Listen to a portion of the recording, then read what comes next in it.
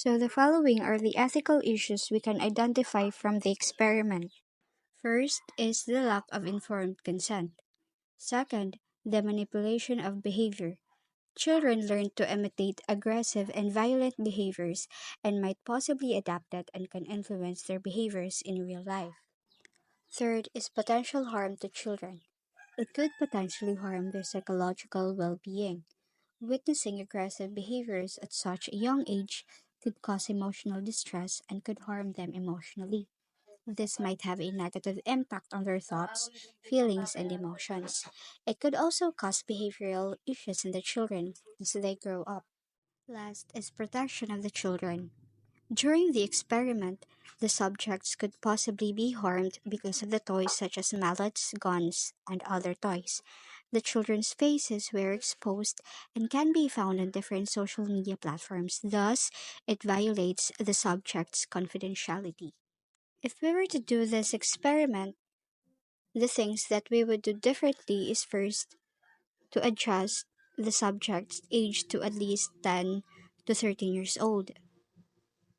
Compared to actual experiment ni Albert Bandura, an age niya participants is 3 to 6 years, which is too young para expose sa sugad nga situation, right?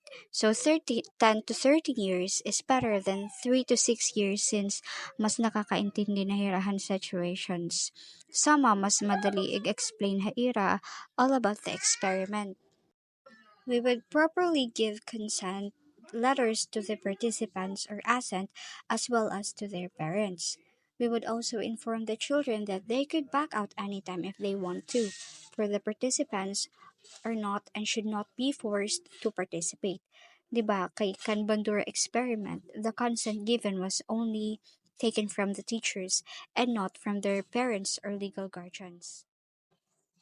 We would probably debrief the children after the study, explaining that the behaviors they observed were inappropriate responses to aggression and were mainly done for the study. We would also explain to the children that those aggressive acts are not an appropriate response to the doll. Children must understand that they should not just observe what people do. They must also understand the circumstances of their actions, especially the wrong behavior they have done on the experiment. And most importantly, the videos would solely be for the reviews and we won't post the actual videos on social media. Or if we would post, we'd ask for consent and assent and would blur the faces for the participants. So how would we address the ethical issues related to the experiment? First, the experimenters should give the participants asset letters to the participants' parents' consent letters and explain to the purpose of this study as well as the procedures of the study to the parents para maaraman parents what their child's getting into. Asset letter and consent letter, it should be stated that the child can withdraw anytime.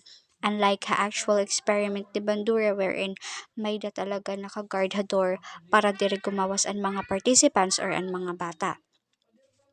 And right after the experiment was conducted, they should debrief or explain to the participants the purpose of the study and to clarify to the kids that the behaviors they observed are not appropriate response to aggression, and to state some ways they could express their aggression in a healthy way. Instead, we can tell them to verbalize their anger like using their own words to share how they really feel.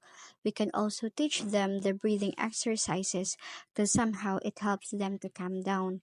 Tapos kung kalmado na hirat, tell them to share their thoughts and feelings because at times when they express themselves and when someone is there ready to listen for them, there is someone who's there to validate what they feel, someone who cares. The researchers should offer counseling to the participants.